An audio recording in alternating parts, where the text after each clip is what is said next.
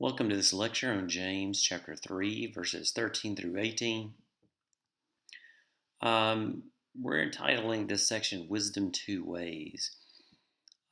Here you have James kind of contrasting wisdom from above versus a different kind of wisdom. And really, it's um, instead of a different kind of wisdom or wisdom from below, it is real wisdom and um, something that isn't wisdom at all.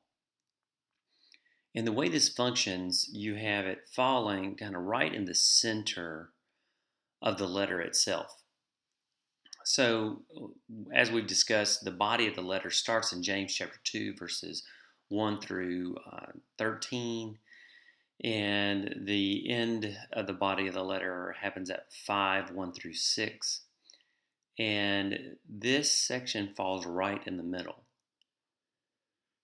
There are two sections that happen between 2, 1 through 13, and 3, 13 through 18.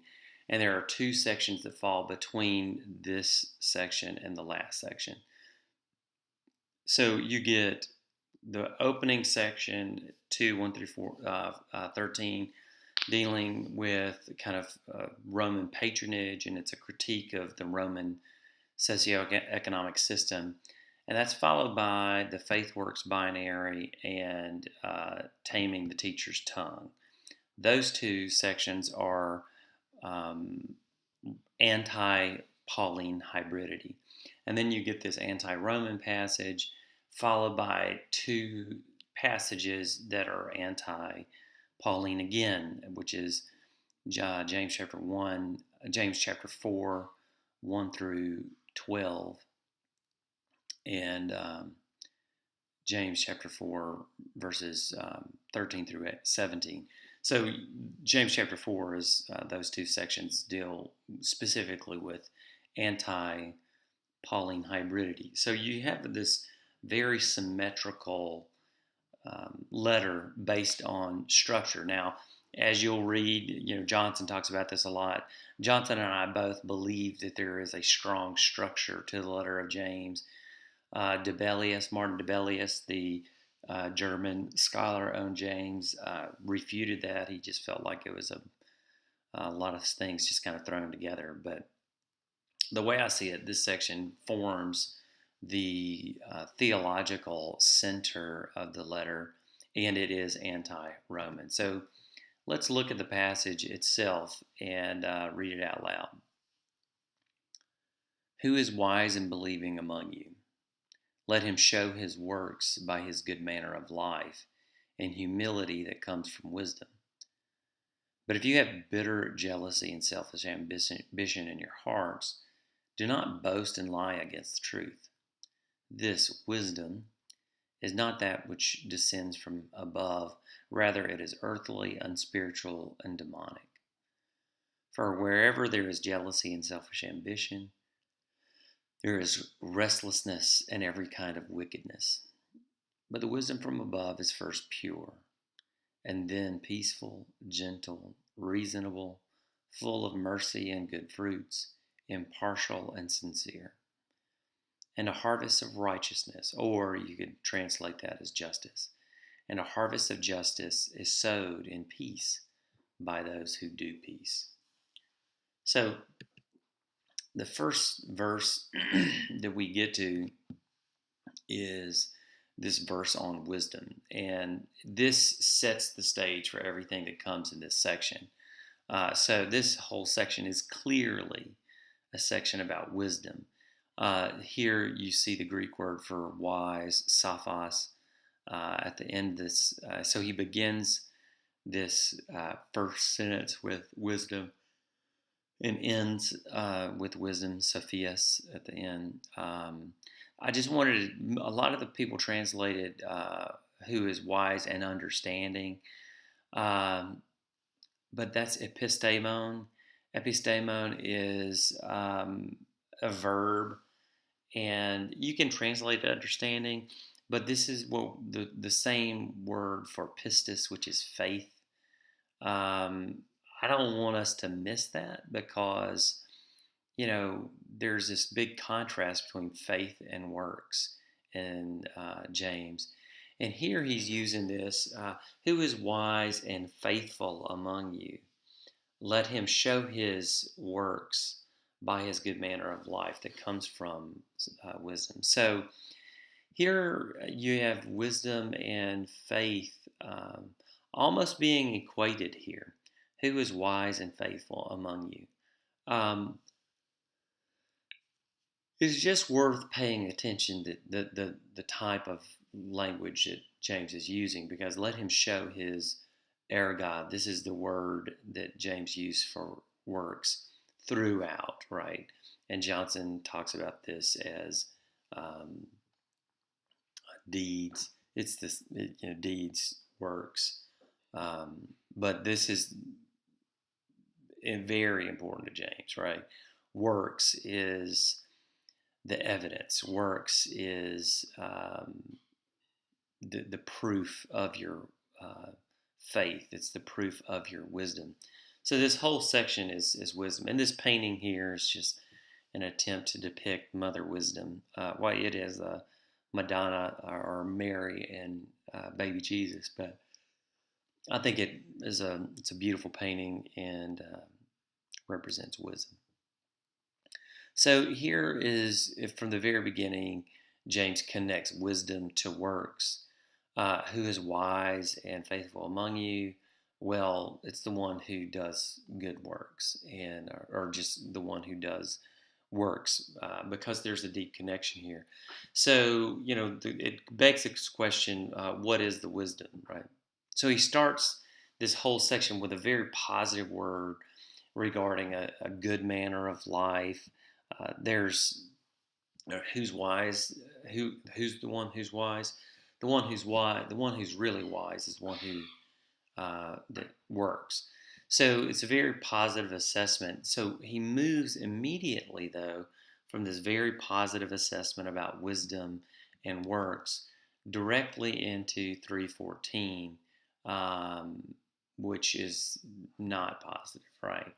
But if you have bitter jealousy, Zalon Pikron, and selfish ambition, Erytheon, in your hearts. Now, James talks about hearts again in 5:1-6. And there's just a lot of connections between this section in 5:1-6 and this section in 2:1-13, which ties the central passage into the beginning and final passage in the letter of James. So he talks about the wealthy fattening their hearts for the last days. Here he's talking about jealousy and selfish ambition in your hearts. So this looks a lot like the wealthy landowners in James chapter 5:1-6, where he utterly condemns them. So if you have bitter jealousy and selfish ambition in your hearts, don't boast and lie against the truth. Now, he reuses a word here, pikron. It means bitter. This is the exact same word in James chapter 3, verses 1-12, where he talks about the bitter water and the sweet water, the sukkar water. So it ties it into the last section here about bitter water and sweet water coming from the same source and how impossible that is. So now he basically gets real specific about the bitter water, right? It's bitter jealousy and selfish ambition. This is the antithesis to the wisdom that he just talks about. He also comes back and reuses this Pauline word again, katakalkasathe. This is the word for boast, right? So he equates boasting and lying with opposition to the truth. And it's interesting to look at boasting and lying here and how closely they're related to the teacher and the tongue in the last section, chapter 3, verses 1-12. So this passage, this verse in particular, ties the passage to the wealthy landowners in 5:1 through 6, and it also, the way it talks about boasting and lying. These are things you do with your mouth. You talk these things. You say these things. So he's also tying this to kind of the Pauline sentiment and the Pauline stuff that he's critiquing, that he just got finished doing in chapter 3, verses 1 through 12, where he's talking kind of taming the hybrid tongue. So he's doing two things. While this passage is certainly the central passage in the letter and relates to the beginning and the ending of the body of the letter, there's also enough here to kind of pull in the Pauline jargon too. But you can see immediately how he goes from a very positive assessment to wisdom, and then he gets very negative, and he stays negative for about 3 verses. So this wisdom, the Sophia, he brings up the word again, is not that wisdom which descends from above. Anathen here, from above, is a pretty interesting word. We'll talk about it a little bit. Rather, it is earthly, unspiritual, and demonic. So these 3 letters, these 3 words are how he describes wisdom that is not from above. And so whose wisdom is this? Whose wisdom is earthly? Whose wisdom is unspiritual? Whose wisdom is demonic? And he moves here towards false wisdom, or wisdom that is not of God, or wisdom that is not wisdom, really. And that's why I put it in quotes, this wisdom. James doesn't consider this wisdom at all, actually. And the word from above, this is the same word in John chapter 3, which Nicodemus confuses when Jesus says you have to be born again. That word is born, anathen, born from above. And Nicodemus, it's a play on the word in the Gospel of John, where Jesus says you have to be born again, and you have to be born anathen. And anathen has a double meaning. It generally means from above. It almost always means from above. But you can also translate it again. But you can see how that would make sense here. So if you translate it that way here, you'd say this wisdom that is not that which descends again. That just does make sense. So it's descends from above. And that's the nature of Nicodemus's confusion, right? Is how do you enter into your mother's womb again when you're full grown? Well, Jesus isn't talking about being born again. Jesus is talking about being born from above, this kind of heavenly birth. Well, that passage is not connected to James at all outside of this one word, and that's not a strong enough connection. That word, though, is important in the New Testament, and I just want to make you aware of it, because here it's not a play on words at all. It's very directional, and anathen is the antithesis to the earthly, unspiritual, and demonic wisdom. So there's wisdom from above, and that there's this earthly, unspiritual, and demonic wisdom. So this contrast is pretty important, and the words earthly, epigeios, this is not worldly, and it would have been so much easier if James would have said cosmos or cosmikos, which means world, and he uses that throughout to talk about the Roman world. He talked about a world of evil. Then this last section about the tongue being a world of evil. There he uses cosmos. Well, he uses earthly here, but earthly is pretty close to, while the Greek word is different, it is very close to cosmos. Unspiritual is even more deeply connected. Sukake. Sukake comes from sukos, which literally means soul. but the way he's using it here, it's unspiritual. It is the root of dipsukos, which is the double-minded, two-faced. So this word certainly, well, I mean, when you're reading it in Greek, you get to unspiritual, sukake, and you think dipsukos, double-minded. So it is deeply connected to the double-minded, two-faced man that is unpure and stained and everything wrong, right? So there's deep connections here with that term, and then daemoniodes. This is literally demonic or of the devil or of the demons, and so it's clearly a different kind of wisdom, right? This is the bad stuff. But what this passage does more than anything else, it shows James's complete binary thinking, right? Either you have wisdom that comes from above, or you are full of this worldly, earthly, unspiritual, demonic wisdom. So there's a strong line that James draws in the sand, and you're either on one side or the other. And so, what is the nature of this wisdom? And I think this is the wisdom of the patronage system in James chapter 2, verses 1 through 13, where, is customary, it is etiquette, it is Roman etiquette, it is the wisdom of the day, the earthly wisdom to show partiality to the wealthy because that's how society's structured. I think that's the wisdom that's being critiqued here.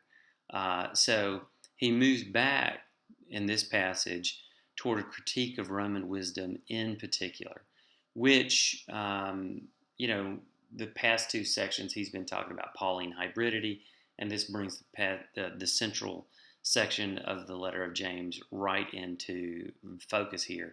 And 3:15, from verses 13, 14, 15, 16, 17, and 18, verse 15 really does function as the center passage of this section. So you could say that 3:15 is the center of the letter of James. And then you get James 3:16, which kind of summarizes the final negative assessment of wisdom. For wherever there is jealousy, zelos, and selfish ambition, eritheia, there is restlessness, akatastasia. This is a very important word to James, and he uses it several times. There is restlessness and every kind of wickedness. This reminds us of a world of evil, right? So he returns to jealousy and ambition here, but here he leaves out pikron, the bitter. So bitter jealousy, which he talked about just earlier in verse 14. Pikron reminds us of the sweet water and the bitter water. Here he drops it off. He doesn't need it anymore. That's been done. But he is tying this passage back to 3:14, talking about jealousy and selfish ambition. So it's a very rhetorical move here. And then uses restlessness again. Akatastatas. Here it's a different form. It's akatastasia. And this is an important word for James because when he's confronting evil or what he sees as pure evil, he uses this word, this restlessness. So make sure we go back and pay attention to this because it's used almost regularly for James in his critiques of what he considers pure evil. So let's talk about this restlessness, right? In James chapter 1, verse 8, this is the unstable and restlessness that describes the two-faced person, right? So it goes dipsukos that he just used, or sukos that he just used in verse 15 as unspiritual wisdom. Now he brings up again this restlessness, this unstable person that in 1:8. So uh, this jealousy and selfish ambition, that's where this instability is, this two-faced person, right? And two-faced is a really good word here, and or the dipsykos in the two different kinds of wisdom. Well, he brings that word up again in chapter 3, verse 8, uh, where he called the tongue a restless evil. Uh, uh, Akatastasia or akatastatos, evil, a restless evil. So you have both the tongue and both the or the teacher and the two-faced being restless. Now you have wisdom that's not from above as being unstable and restless. So this is a very important word for James, and it comes at real strategic points. But this is a bad word for James. I mean, this is you don't want to be a two-faced, a dipsukos in James, and you don't want to be characterized as akatastasia, restless or unstable. This is pretty terrible. So big word for James. And this is the last verse that's purely negative in this section. So verses 14, 15, and 16 function as like the counter wisdom, the negative wisdom, the wisdom that is not from above, this restless, this unstable, and wisdom of lying. And he says, you lie against the truth and you boast. It's like the total opposite of what real wisdom is. And so it's like this is not wisdom. So there's wisdom from above, and then there's not wisdom. Or you could say wisdom from below. I think that would be accurate, although he never says that. This every kind of evil. Um, this photo is famous. This is a woman standing in protest, and it's just one of the most iconic images of the year in the United States. And it reminds me of the image of Roman guards in the Gospels coming to get Jesus. Um, I think that's the every kind of evil, right? And if this is a real critique of the Roman wisdom, I think this picture kind of captures everything that James sees wrong with Roman power and its abuse of power, whether it's the patronage system that values the wealthy over the poor, or it's the land ownership system that exploits the laborers' labor. Um, this picture really kind of captures that for me, I think, where you have these are just police officers and they're dressed up like they're in a zombie apocalypse. And here's this woman standing in pure, peaceful protest. And that peace that I mean, the wind's blowing her dress and she's beautiful. And she's Mother Wisdom standing against the Roman Empire, man. It is such a profound photograph, and it captures two incredibly different systems. With this militarized um, government, oppressive government, and someone who stands in the face of that and protests, but with real peace. I mean, you could take her and Photoshop her out of this picture and put her on a cliff overlooking something beautiful, and it would be perfectly fine. You would not you would not be able to tell that you could transpose her anywhere, any kind of tranquil setting you want, and it would be perfectly fitting. But that kind of peace in the face of what she's actually looking like is it's just incredible. And I think that's what James is doing here. He's creating, and he's not creating, he's describing a system of utter opposites. One of, um, power where everything goes to the wealthy and the powerful, versus a system that systematically um, champions the poor and the downtrodden and the vulnerable over against the powerful. And remember, in James chapter 2, the opening section of that body, where James really kind of hammers, don't you know uh, that God has chosen the poor to be wealthy? I mean, that's this passage kind of in a nutshell, and this photo really just captures that. So this is kind of the end of his negative assessment of wisdom, and he comes back to the positive. This is a great book, by the way, called Delta Jewels.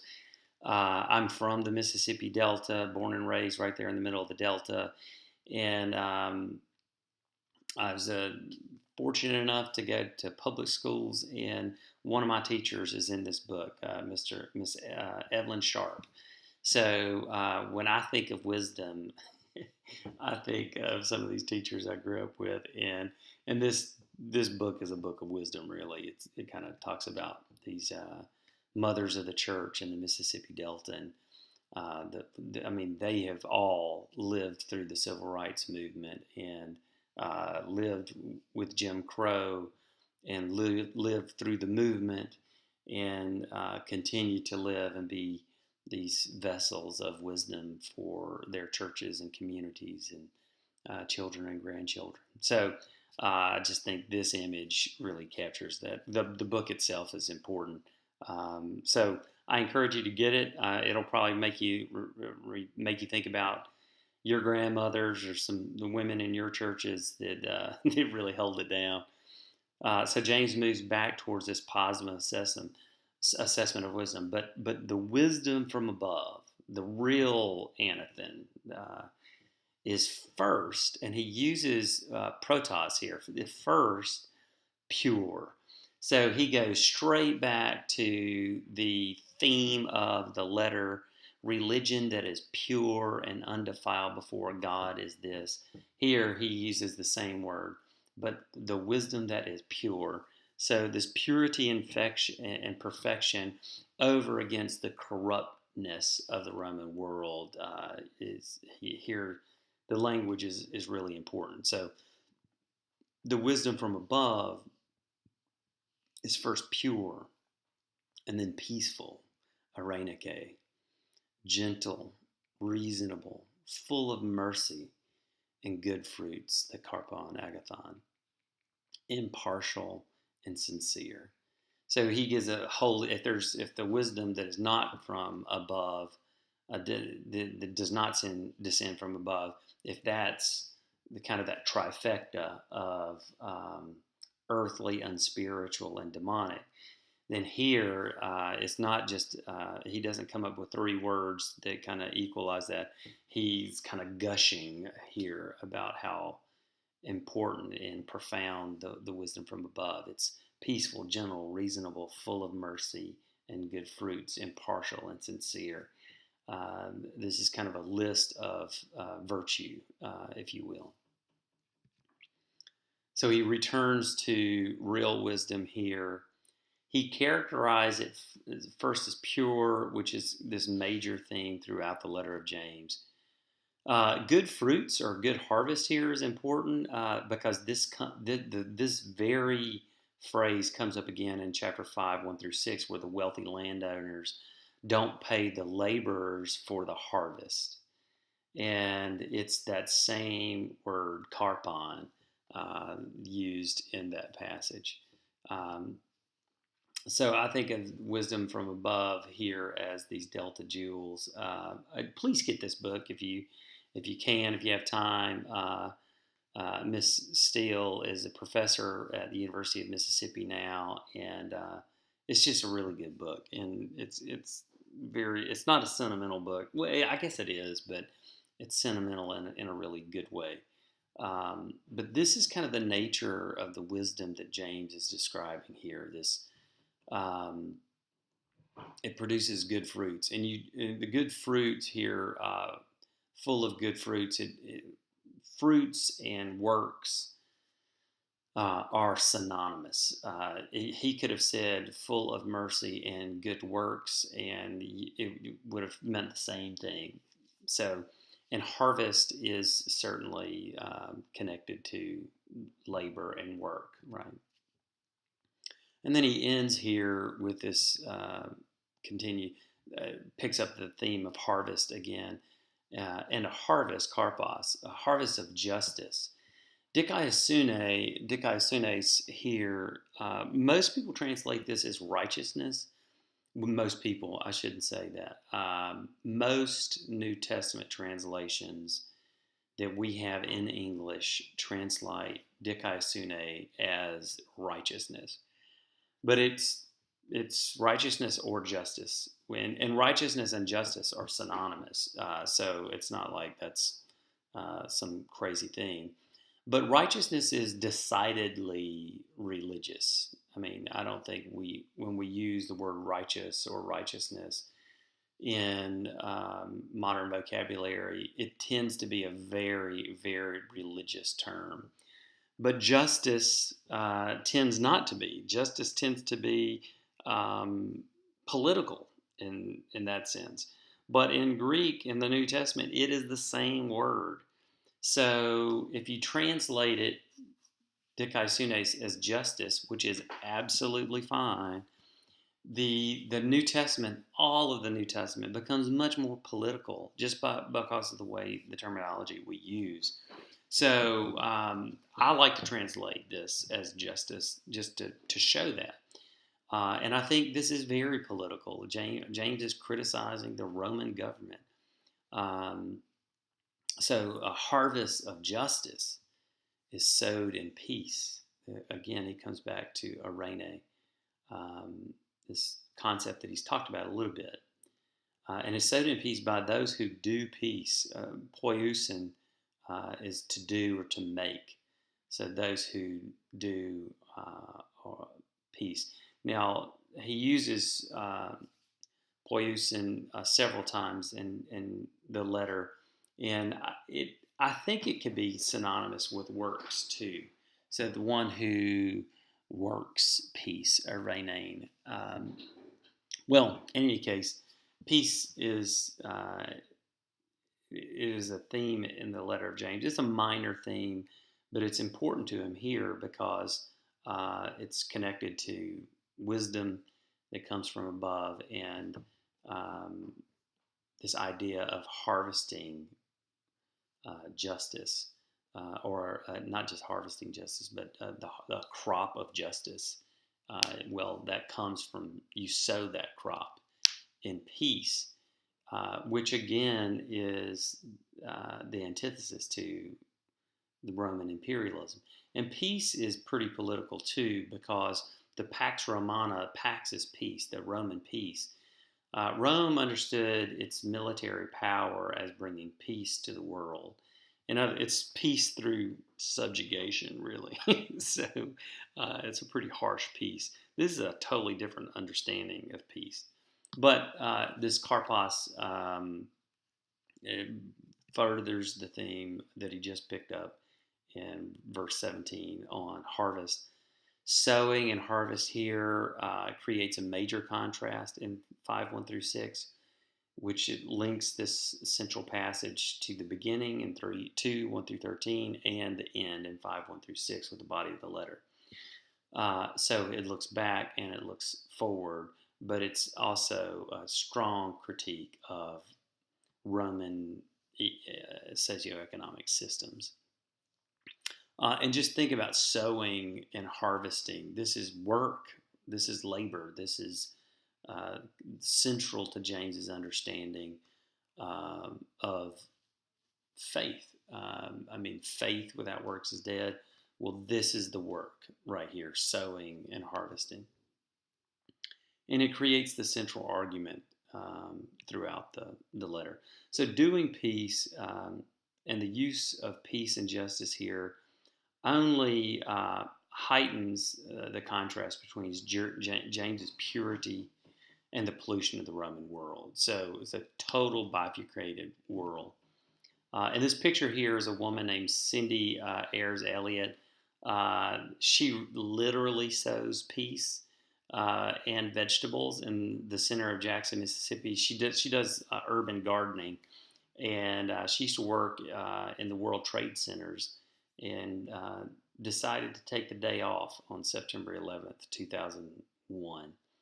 And her office was in those buildings and was destroyed, and that really kind of gave her a crisis in her life about, why is she here and what is she doing with her life.